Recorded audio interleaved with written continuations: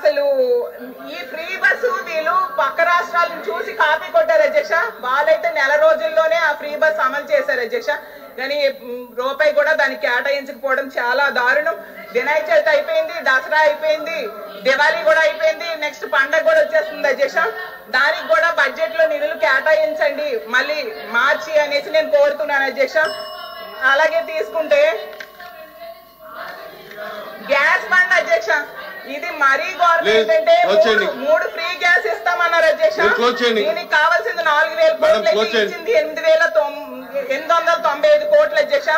దీపం 2 అంటే నేను అనుకున్నాను ఏదో 3 గ్యాసులు ఇచ్చేస్తారు అనుకునేసరికి 2 గ్యాసులు ఎగ్గొట్టి 1 గ్యాస్ ఇవ్వడమని దీపం 2 అర్థమని నాకు అర్థమైంది అధ్యక్ష.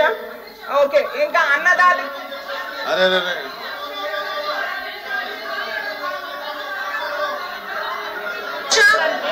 అధ్యక్ష ఇక్కడ 3 గ్యాస్ సిలిండర్లని చాలా క్లియర్ గా చెప్పిన తర్వాత సాక్షి పేపర్ చేసుకుని అధ్యక్ష అమ్మా అన్నది గారు అధ్యక్ష మేము ఫస్ట్ నుంచి ఒకటే చెప్తున్నాం అధ్యక్ష. బడ్జెట్ మీద మాట్లాడినప్పుడు బడ్జెట్ చాలా క్లియర్ గా చదువుకొని రావాలన్న సంగతి సభ్యులు తెలుసుకోవాలన్న వినపం అధ్యక్ష.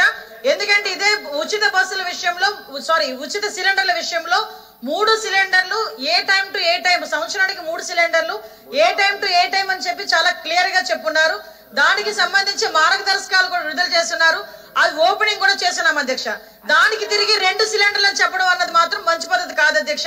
అదేవిధంగా స్త్రీ నిధి కింద అధ్యక్ష ఈ బడ్జెట్ లో 3,500 కోట్లు కేటాయించడం జరిగింది అధ్యక్ష. స్త్రీ నిధి గురించి 3,500 కోట్లు కేటాయించలేదు, రూపాయి కూడా కేటాయించలేదని సభ్యురాలు అవాస్తవాలు మాట్లాడుతుంటే ఖండించాల్సిన అవసరం మా పాలకపక్షంగా మాకు ఉంది అధ్యక్ష. అందువల్ల మేము కూడా ఈ రోజు మైక్ తీసుకోవాల్సిన అవసరం వచ్చింది. ప్రతి దానికి కూడా అంటే మీరు నిజంగా విమర్శ చేయండి, సద్విమర్శ చేయండి, మేము కూడా తీసుకుంటాం. అంతేగాని మేము చేస్తున్న వాటిని కూడా చెయ్యలేదు అని చెప్పి ప్రజలకు సభ ముందు అవాస్తవాలు పెడతా ఉంటే ఇది సభ ఉల్లంఘన కింద కూడా వస్తుందని చెప్పి నా ఉద్దేశం అధ్యక్ష. దానికి మీరు కూడా ఒకసారి ఆలోచించాలి అధ్యక్ష. మేము బడ్జెట్ ని చాలా క్లియర్ గా బుక్ రూపంలో ఇచ్చాము, అందరూ కూడా చదువుకున్నారు. మేము ఏం చేస్తున్నాము ఏం చెప్తున్నాము అనేది మీకు ఇస్తున్నాం, మీరు చెప్పాలి.